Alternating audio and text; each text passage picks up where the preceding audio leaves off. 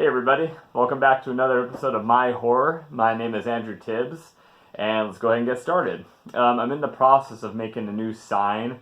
I kind of grew tired of the old My Horror little sticker thing, and so I'm going to do something better so it actually looks like, there's some quality going into some of this stuff here. But yeah, so I'll show you guys the blueprint that I've made so far of my sign, and here it goes. Give it a second to get focused in. There you are. So 1, 2, 3. Alright. So I'll update you guys on the progress of that sign as I get to it. And so the movie I want to talk about this time around is called The Innocents. It was a movie that was made in 1961. It was directed by Jack Clayton, and it is starring Deborah Kerr. I think that's how you name Kerr. Yeah, Deborah Kerr. Okay. And I'll go ahead and show you the poster for this. Again, I'll give it a second to get focused. So really, really creepy movie. I would compare this movie to like both the original and the remake of Woman in Black, The Changeling with George C. Scott. But it is just an all-around creepy movie. I'm not even sure where it's based. I guess you can go ahead and put that in the description. But the movie follows a governess. Her name is Miss Gibbons, and she is in the process of answering basically a job application. She's looking for a job, and she sees that there's this opening with this uncle who has 2 kids that live on a estate out in the country known as the Bly Estate. And he doesn't look like he really loves his kids. He basically just wants to make sure that they don't die so he doesn't have a guilty conscience. He's one of those I'm really busy in the city kind of guys. And so, but he sends Miss Gibbons out to be the new governess for those kids. And when she gets out there, she's greeted by Miss Gross, who is the housekeeper, and then Flora, which is one of the 2 kids. The 2 kids being Flora and Miles. Miles is currently out at boarding school at the moment, but she meets Flora, she hits it off, everything is cool. And then Miles ends up being released from boarding school early because of bad behavior. Really like inappropriate stuff towards other kids as well. Which is a complete shock to her because this kid gets there and he is like a classy little kid. Sometimes a little bit too classy, or too mature for his age. As time wears on, she's taking care of these kids, and she notices that they're normal on certain occasions, but then like half the time they're being extremely odd, like sometimes halfway inappropriate towards each other. At one point, Miles even gives Miss Gibbons a kiss on the face in a very inappropriate manner, and she has to like kind of shove him away, be like, "Why are you doing this to me?"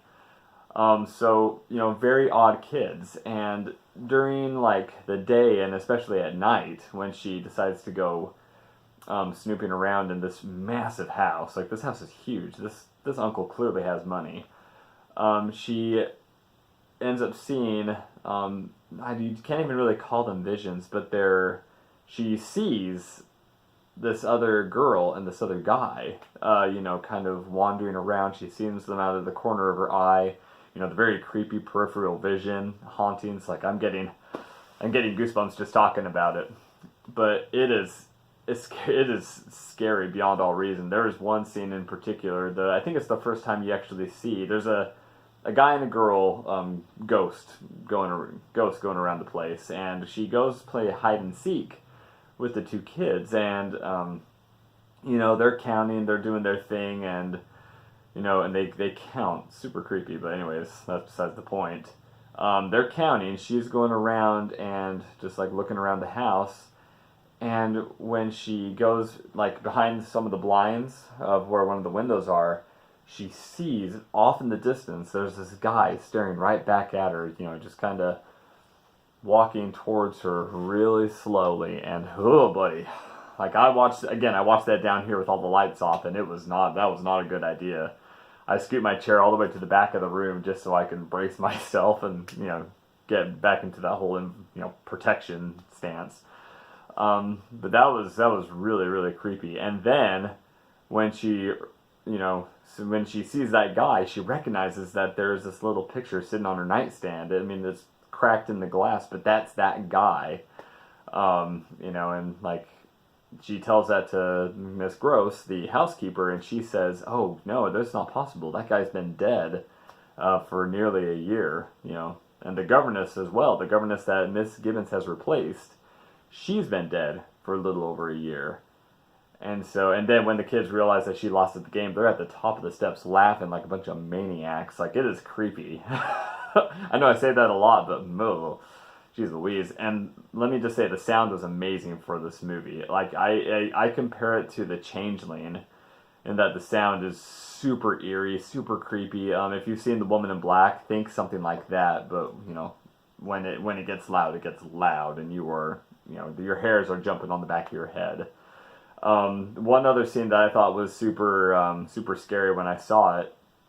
Now, this is after she started noticing weird things. Not only does she see the two kids exhibit odd behavior, but this guy that she saw in the window, and then this girl that she's been seeing as well, which happens to be the governess that passed away as well.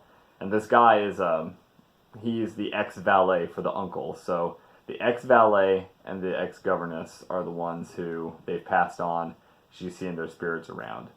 Well, she starts seeing them hang around the kids. And so when she goes to play with the kids at, like, let's say the lakeside, when she plays with Flora, the girl, she can see off in the distance, kind of like the Woman in Black, the governess standing there, pale-faced, just staring back at them with her dead eyes. Like there is anger in her eyes.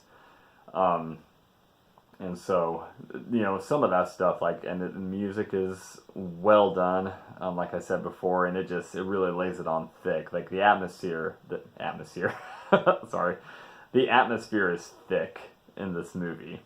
And so when she starts to suspect, all the weird behavior, when she's seeing these spirits hang around these kids, she starts to realize, or, she comes to the realization that the spirit of Peter, the valet, and then the governess who passed away, they're actually possessing the bodies of these two kids, which explains the, behaviors that they've been having.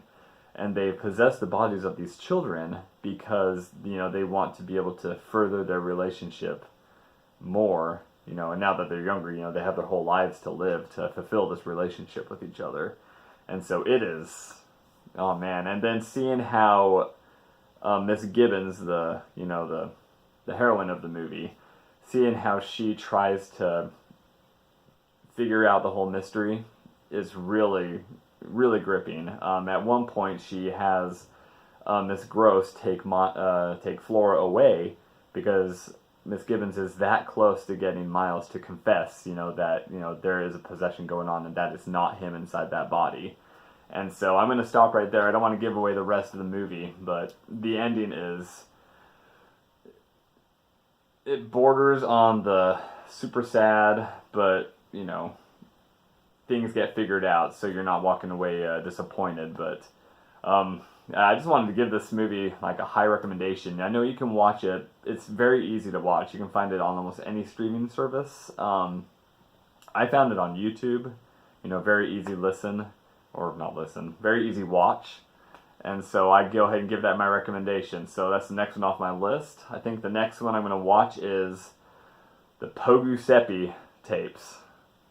I said that name completely wrong, so you have to forgive me, everyone. But it's getting late. I'm off to bed. Everyone take care. Bye.